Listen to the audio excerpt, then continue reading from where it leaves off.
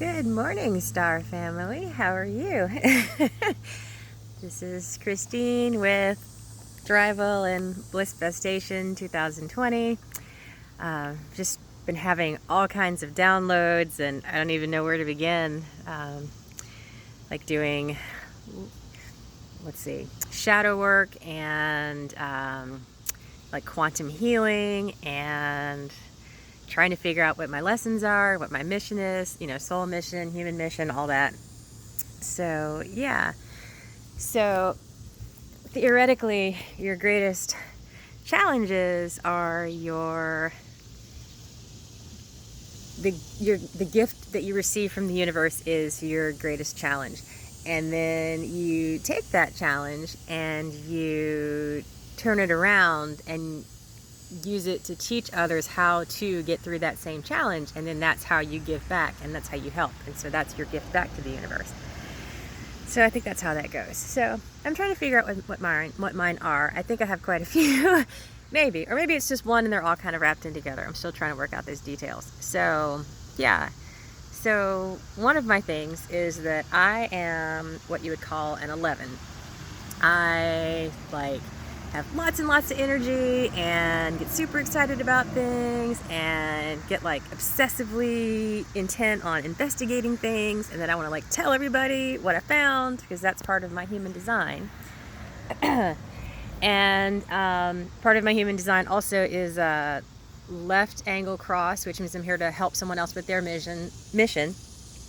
Clarion 1, which basically means that I'm here to shock people into the change that they've been waiting for or that they're ready for, whether they realize it or not. And I do that all the time without even realizing that. And funnily enough, my mother knew that without even reading what LAX Clarion 1 was, which was also funny because she's a projector, and projectors can their energy, their auric field penetrates your auric field, and with that they can tell you things about yourself. So they're here to guide us, because a lot of us, generators and manifesting generators have trouble figuring out what to do or where to go, which is interesting. So yeah, so I'm an 11, and so I'm not sure if my lesson is to figure out how to be less of an 11 to be able to interact with people better, meet people where they're at, or if my lesson is to just be an 11, and those who gravitate toward it. English. Words are hard. Maybe I am an alien. That if the ones who gravitate toward me are the ones who were meant to be around me as an 11, and the ones who don't appreciate my 11-ness will gravitate elsewhere, and that's fine too. So maybe it's some cross between the two. I don't know.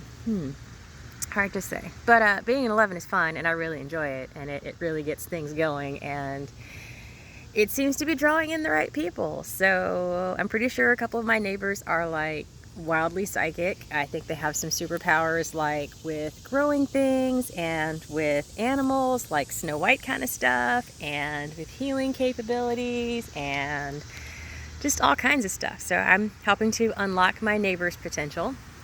In fact, I think that's why I have an open, in human design, an open G center, which is your identity and your sense of lovability. So I don't have a set identity, because I am meant to reflect and amplify back the identities of those around me to help people see not only who they are, but who they could be. And then I'm also meant to teach people that they are worthy of love just because they exist. Because if they weren't worthy of love, they would not exist, which is also pretty cool. So I've been looking at a lot of Dolores Cannon stuff, and she definitely preaches that you shouldn't believe anything that someone told you. You should go and figure it out for yourself. So I will offer you the things that I see and the things that I'm picking up on and the things that are resonating for me.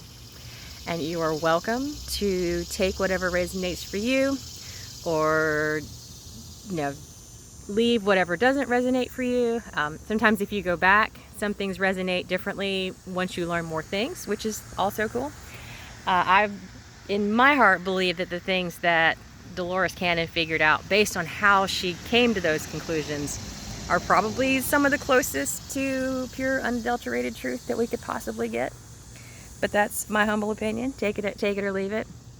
She basically did thousands and thousands of hypnosis sessions with people, and they were independently telling her these different things, almost as if it was the same person, which is interesting. In fact, she's probably the one that figured out that we were going through the Great Awakening, because thousands of people, when they got to the point in the session where she asked them what their mission was, or why they came to Earth, or why they incarnated here in this life, based on all the lives they could have picked all over the galaxy, they would say, but they came here for the Great Awakening. They answered the call. So basically, when the atomic bomb dropped in, World War II, which I think like right about now is the 75th anniversary of that thing, a distress signal went out to the, let me back up. So we dropped the bomb, and basically we turned a gift that should have been able to help us provide free energy and provide food for everyone, and we created a darkness around it, like a dark aura that will never go away, and that thing will never be the thing that it was. Because even something as simple as splitting a hydrogen atom,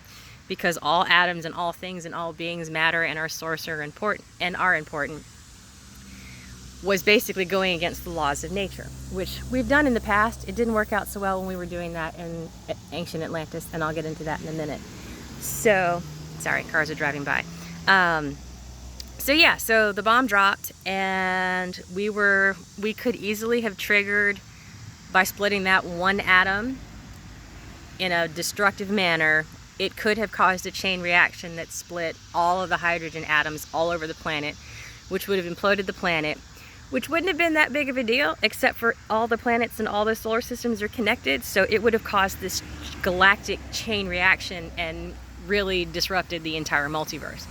So we little humans are not allowed to, we can be given toys and we can't be told what to do with those toys, but when we get out of hand with those toys, we have to be put back in check, which is what happened in Atlantis, and actually has happened several times before. It's actually why we have deserts, because at some point way back there, they actually put a hole in the ozone layer. Doesn't that sound familiar? And so as sort of punishment for that, the earth in those places is scorched and nothing will ever grow there again, like the Sahara and so forth. And then in Ancient Atlantis, apparently they were doing 3 things that they had no business doing. And all 3 things are things that we're kind of doing now. They were playing around with crystals, and using them as directed energy weapons. And I think they actually were doing something that was harming the earth with that. They were crossbreeding animals and humans, which apparently is also violating the laws of nature. It's why there's all those mythical creatures that were like half one thing and half the other, or half, like the centaur and all the other ones. Those actually came from Ancient Atlantis and not from like ancient Greece and Egypt. And the third thing was they were playing around with, and we're also doing that too, like putting, human pieces into pigs for transplants. Like we are towing a very fine line there of violating the natural laws of things. And then they were also messing around with what they called dark matter, which was probably antimatter. And we're actually doing that now. Look up a Large Hadron Collider, I believe is the project that's going on. And basically they were trying to create a wormhole to create another universe. And we're apparently not allowed to do that kind of thing. So, because it can also cause the collapse of the planet, which will cause the collapse of the multiverse, and so it's not a good idea. So Ancient Atlantis got to that point because they got too big for their britches and didn't understand the power of what they were messing with, and so they had to be, in which case I guess it just kind of got swallowed into the earth, and a whole bunch of people died and went on to a different incarnation, and then the ones that survived are actually still living inside the earth as higher dimensional beings and totally having a good time or something. Apparently Ancient Atlantis was the last time everybody was in Christ consciousness, and what's happening now is we are all upgrading to Christ consciousness, or at least have the ability to make the free will choice to upgrade into the higher Christ consciousness that was the main thing in Atlantis and ancient Lemuria. So yeah, so we all have that choice, which is pretty awesome. And it really is a choice. Like, you can stick with the wheel of karma and continue to be unable to let things go, like karma, like someone did this to me and da da da da, and I can't forgive myself for that. And then we just get stuck on this 3D wheel and it's not going to a great place. Or we can release, oh, the dog's digging again. We can release the karma and forgive the things that have happened to us. You know, what Jesus tried to teach us, like forgive the trespasses against ourselves and forgive the ones against ourselves from ourselves. And forgiving ourselves is the hardest part. So, yeah, so we need to get off the wheel of karma. That's important. That's a huge shift to this. We need to get off the wheel of karma by forgiving and letting things go. We need to vibe high effectively, like try to imagine happy things and imagine like where you want the planet to go and imagine where you want humanity to go and imagine, you know, how great things would be if we all just loved each other and cared for each other and took care of each other, and things like war and famine and hurricanes and all these other things didn't exist. All that is possible. We just have to like make it happen. A lot of the bad things that are going on right now are just manifestations of fear, which have been triggered by things that were meant to manifest fear, to keep us locked in this wheel of karma. But we can choose to let it go, which is amazing. So, yeah. So we got Ancient Atlantis, Ancient Lemuria. So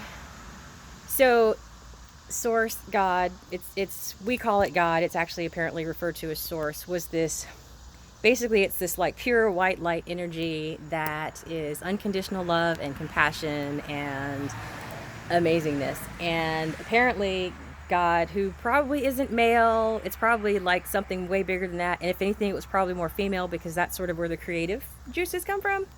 But anyway, it's a side point. God basically maybe was lonely, but also just wanted to learn and wanted to expand and wanted to grow. And so the Big Bang is actually like Source, this light basically burst out into all directions in the universe, into all these little sparks. And the sparks became beings, they became people, they became planets, they became solar systems and galaxies. And basically he said, or it said, go forward, my children, and learn. So we are here to learn. We're here to learn the good things, to see what we want. We're here to learn the bad things, to see what we don't want. We're here to teach ourselves all these lessons. We have to see both sides of every coin. So in our incarnations on Earth, which we've had incarnations since the dawn of time on all sorts of planets, in all sorts of forms and such, we have to be all the things. We have to be the elements. We have to be like air particles. We have to be like ants and like colony things, which are group souls, like ants and cows and flocks of birds and such. And then we become individuals. So when we take a pet into our home, we teach that pet how to be more human, and then they get to upgrade to being human. So basically the animal learns its lesson and figures out how to be human, and then they're allowed to pass on and become their next incarnation. So as weird as it sounds, it's almost like we should celebrate when we lose a pet, because that means they've like completed their mission and they're basically being rewarded to upgrade up to the next thing. You know, mull it over. It's an interesting way of looking at things. And basically, Dolores taught us that death is not the end. It's just a transition. And apparently, based on the one QHHT session that I've done so far, it's exhilarating when you're finally released from the body and you get to go back to Source, or get to go back to, you know, you basically get to hang out in sort of a heaven situation for a while and get reunited with all your family. And then you go into your life review and you basically get to go through all of the things that happened in your life from the perspective of the people that it affected.